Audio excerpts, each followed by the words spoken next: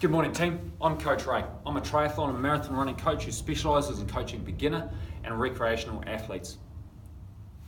Over the last few years, through my involvement in adventure racing, I've also helped a number of teams prepare for the Spring Challenge.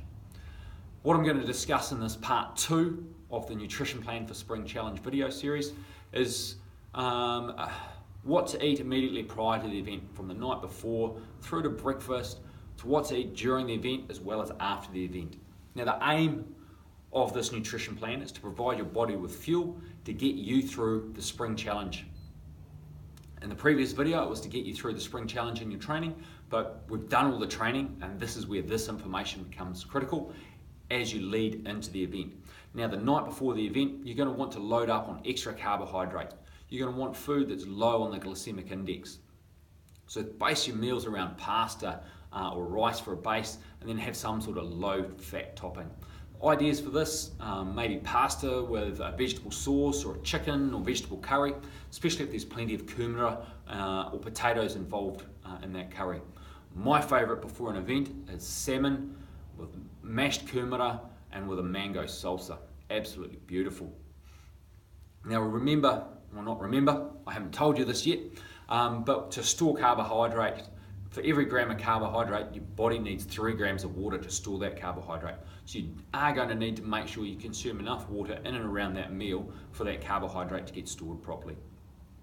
Have a good, nutritious meal, low glycemic index, allow your body to digest that the night before, and your carbohydrate reserves will be topped up, ready for the event the next day with that slow release energy. For breakfast in the morning of the event, you're basically wanting to add a little bit more slow release energy into your body so you can utilize it during the event.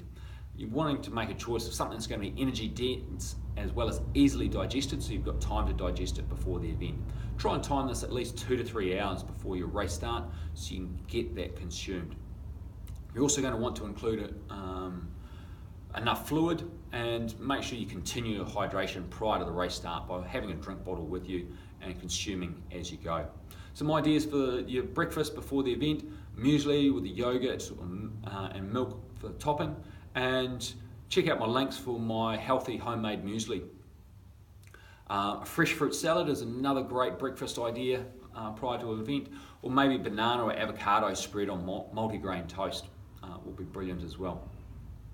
Now that we're moving during the event, you're going to want to take some food with you to help fuel the body through the event, and you're going to want to maintain your hydration and energy levels as you go. And that's going to be the main goal of anything that you eat during the event, is to maintain that hydration and your energy levels.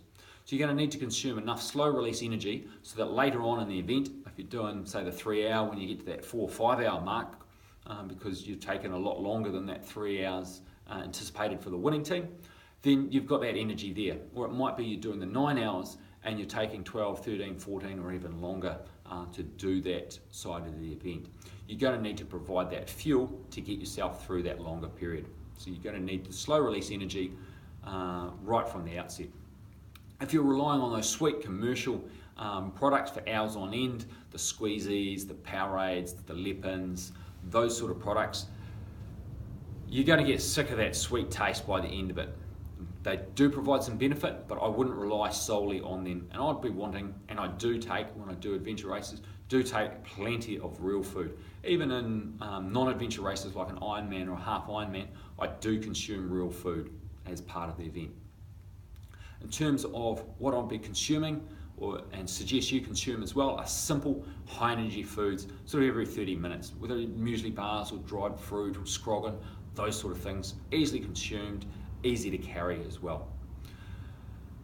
You're going to want to have some high GI food with you as well, some lollies and jet planes on hand. And that's going to be really handy if you need a quick boost in energy levels, get those blood sugar levels back up there.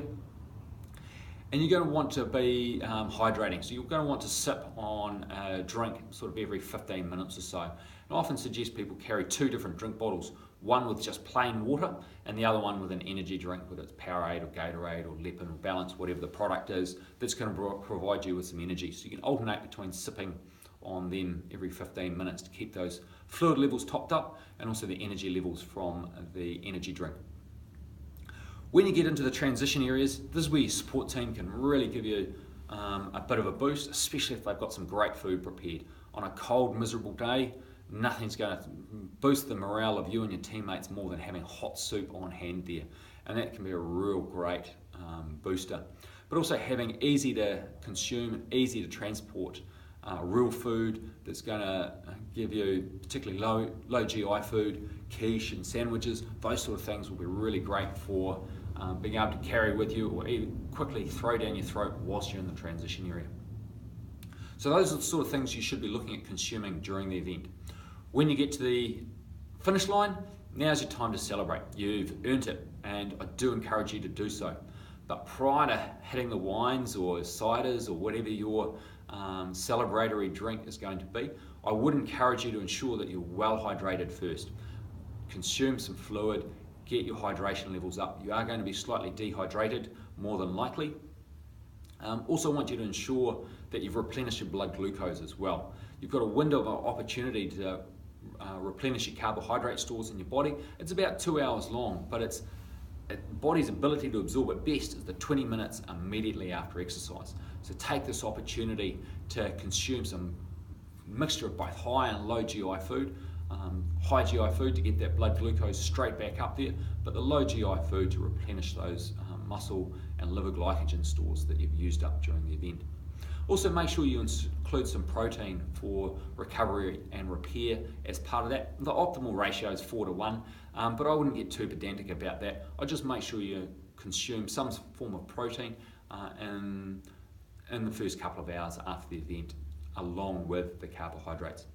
So there you have it, team. There's an outline of a nutrition plan for the spring challenge. So the night before, you're wanting to load up on extra carbohydrates, good quality, healthy, low GI foods, base it around pasta or rice base with a low fat topping, and also consume plenty of water so that those carbohydrates can get stored correctly. The breakfast the morning of, you want a reasonably energy dense and easily digested meal, and once again include fluid and keep topping up that fluid prior to the event start.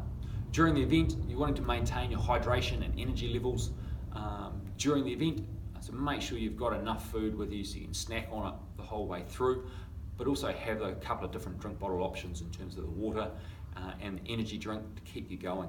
In the transition areas, have something a little bit more substantive, easy to consume, easy to digest, and easy to take with you if necessary. After the race, sure, celebrate, but make sure you're well hydrated and top up the carbohydrate stores before you do so.